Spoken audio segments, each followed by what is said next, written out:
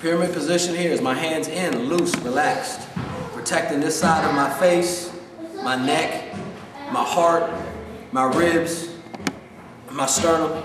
Now, I'm not my sternum, my spleen. Down here by where the elbow. This hip is just in line with the elbow right there to the iliac crest. All right? So this is the position. My arm is slightly forward on a 45-degree angle, so that if the person walks towards me, he's met with the blade. First and foremost, met with the blade.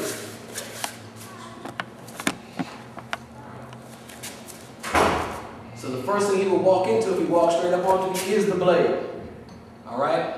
We're not starting in a concealed position, and I'm not starting back this way with where I would be losing distance. You can see where I would lose distance. All right? So we're here. My first strike is to the carotid. Second, carotid.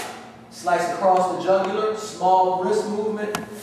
As he moves back, I power assist down the sternum and through the abdomen, and then bring the blade up into the perineum. My left side is covering me and shielding me from an overhand attack. I'm here. I go up into the brachial plexus. The point comes into the neck again. I come down, slice up the femoral artery, in through the ribs on a horizontal plane. Twist. Limp my wrist, come back around, come up the jugular.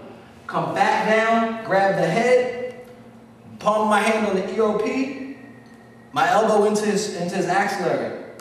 My arm comes back around, it comes down into the thoracic inlet and pierces down into the lung, and then I push off. All right? My third eye is to the point of the blade. So the first thing he would meet if he walks up on me is the blade. All right? My first strike is going to the carotid artery on the left. My second strike, carotid artery on the on the right. I'm slicing across the jugular, not letting my wrist go further than the shoulder. He steps back, I power assist with my left hand over my right wrist. I power assist and shift my hips, slice down the sternum, down the abdomen, and then I stab up into the perineum. Perineum is right between the anus and the scrotum. I pull out, I shield with this left side for an overhand attack. I strike up into the brachial plexus, which will disable this entire arm. Blade first. My wrist slightly turns lateral and the blade points into the neck. As he steps back, I turn the blade around from here, cut the femoral artery. Come in horizontally through the ribs, twist, which will open the costal ribs, the costal cartilage in between the ribs. So it opens it up, pop. Turn the blade this way, come up the neck, come back down the neck, grab my hand on the knot of the back of the head, my other elbow into the shoulder, so he can't swing that arm with any effectiveness.